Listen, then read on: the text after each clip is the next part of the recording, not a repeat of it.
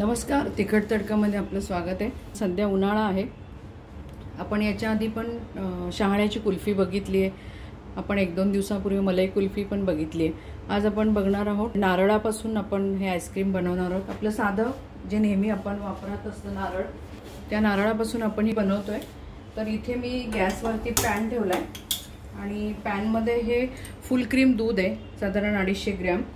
तर मी त्याच्यातून हे 2 चमचे दूध काढून घेते। हे म्हणजे तापवलेलं दूध आहे, पूर्ण म्हणजे असं कच्चं दूध नाहीये, एकदा तापवून झालेलं आणि गार केलेलं आहे। तर आता आपण हे गॅसवरती ठेवले।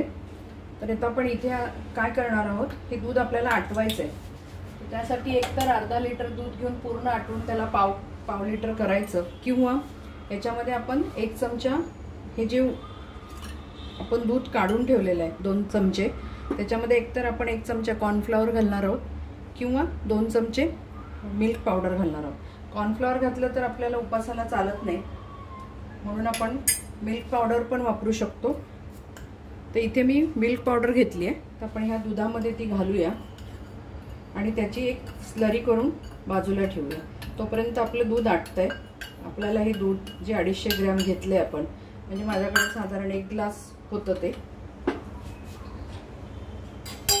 हे 1 ग्लास भर दूध आहे।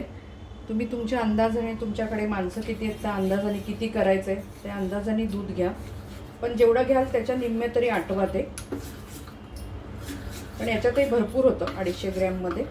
आपण ही अशी स्लरी करून ठेवली आहे। इथे तुम्ही 1 चमचा कॉर्नफ्लॉवर पण वापरू शकता मिल्क पावडरच्या ऐवजी। आपण हे उकळायला ठेवूया दूध।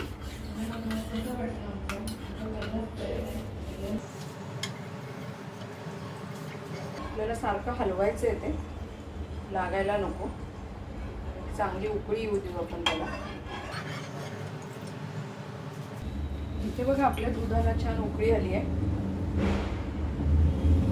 आपल्याला हे थोडं आटवायचं आहे, म्हणून आपण इथे हे जे आपण मिल्क पावडर घालून जे बाजूला काढलेलं दूध होतं ते आपण याच्यामध्ये थोडं थोडं करून घालूया, जेणेकरून आपलं दूध फार पटकन आटेल।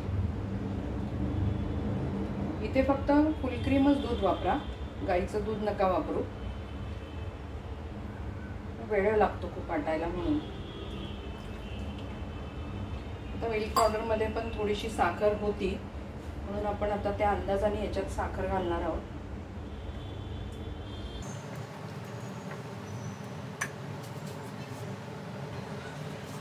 आपल्या दुधाला बघा छान उकळी पण आली आहे। तर आपण याच्यामध्ये आता घालूया साखर, साधारण 5 चमचे साखर घालते। तुमच्या आवडीप्रमाणे तुम्ही कमी जास्ती करू शकता, वाटली आपल्याला तर नंतर घालू शकतो।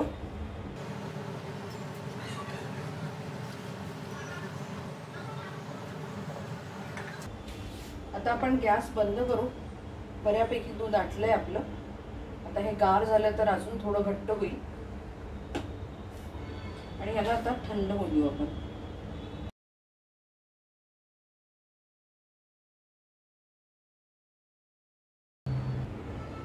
आपलं दूध गार होत आहे, तोपर्यंत आपण पुढची तयारी बघू। इथे हे एक नारळ होतं, तेच मी फोडून त्याचं पाणी कमी निघालं, फुटता फुटता गेलं पाणी बरंचसं।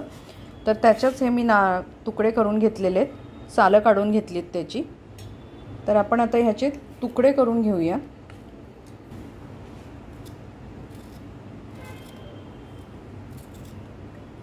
तुम्ही किसून घेतलं आणि मग मिक्सरला लावलं तरी चालेल।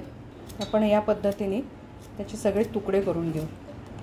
हे बघा आपण इथे नारळाचे असे तुकडे करून घेतले। आता आपण हे मिक्सरमधून ओबडधोबड बारीक करून घेऊया। एकदम आपल्याला बारीक पेस्ट नाही करायची।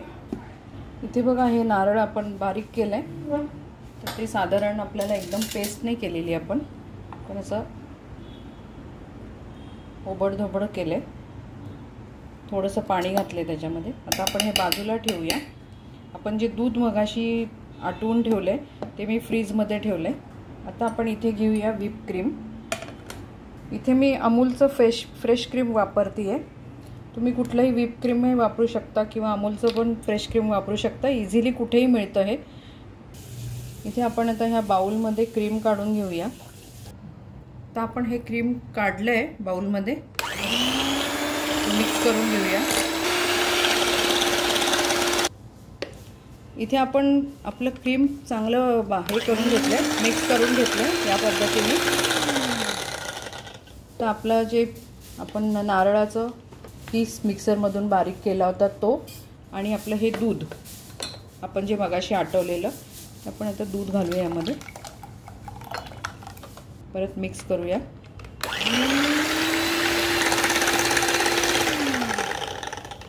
तर आपण यामध्ये घालूया नारळ जो आपण मिक्सरमधून बारीक केला आहे तो।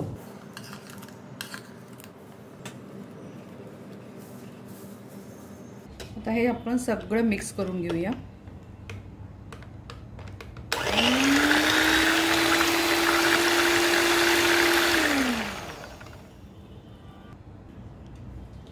इथे बघा आपलं सगळं मिश्रण आपण एकत्र केलंय याच बाउलमध्ये। तुम्ही कुठल्याही डब्यात वगैरे हे मिश्रण काढू शकता, मी त्याच्यातच ठेवले। त्याला आपण आता ही सिल्वर फॉईल लावणार आहोत आणि साधारण आपल्याला 7 ते 8 हे मिश्रण डीप फ्रीजरमध्ये ठेवून द्यायचं आहे।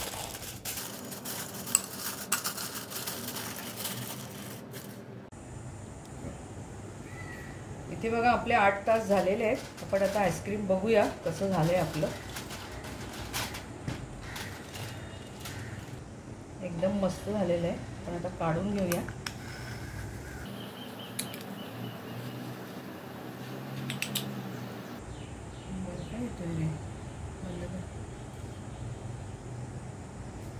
बर्फ येतोय, मला जमत नाही आहे। बघा आपण ते काचेच्या भांड्यामध्ये जे ठेवलं होतं त्यानंतर मी बघितलं 2 तासांनी, तर त्याच्यामध्ये खूप बर्फ जमा झाला होता, म्हणून मग मी ते काढलं, परत मिक्सरमध्ये फिरवलं आणि या डब्यामध्ये शिफ्ट केले।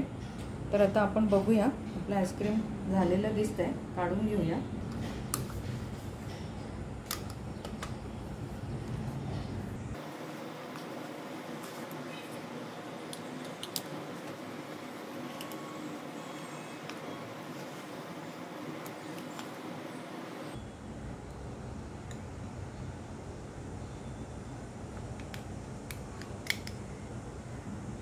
हे बघा इथे मी आईस्क्रीम काढायचा प्रयत्न केला आहे, पण त्याच्यामध्ये परत बर्फच जमा झालेला आहे। तर आपली ही रेसिपी आईस्क्रीमची फसली आहे। तर आपण आता हे एवढं सगळं केलं न वाया घालवता आपण त्याची कुल्फी करून टाकूया। तर आता आपण हे सगळं एकत्र करून ही कुल्फीच्या साच्यामध्ये घालूया, कारण वरती जरी काही नसलं तरी खाली पाणी आहे आणि बर्फ लागतोय त्याचा।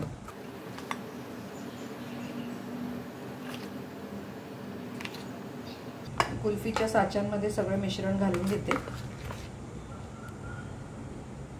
आता आपले 7 ते 8 तास झालेले आहेत। आपण आता ही कुल्फी काढून घेऊया।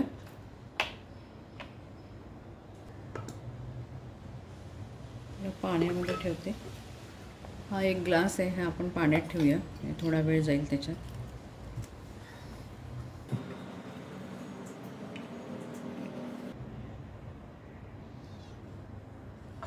हे बघा आपला आईस्क्रीम फसलं, पण आपली कुल्फी सुंदर झाली आहे। मी 2च काढते, बाकीचे ठेवून देते। ग्लासमधलं पण खूप छान सेट झालंय। हे बघा आपलं ग्लासमधली पण कुल्फी किती सुंदर सेट झालेली आहे। हे बघा आपली कुल्फी इतकी सुंदर झाली आहे, तुम्ही त्याला आईस्क्रीम पण म्हणू शकता। आपण ते ग्लासमध्ये ठेवलेले छान पीसेस पडलेत त्याचे।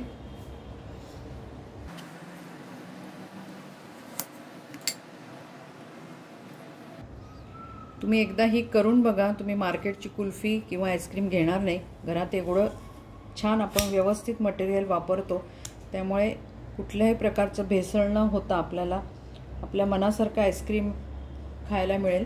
तर ही रेसिपी तुम्हाला कशी वाटली नक्की सांगा।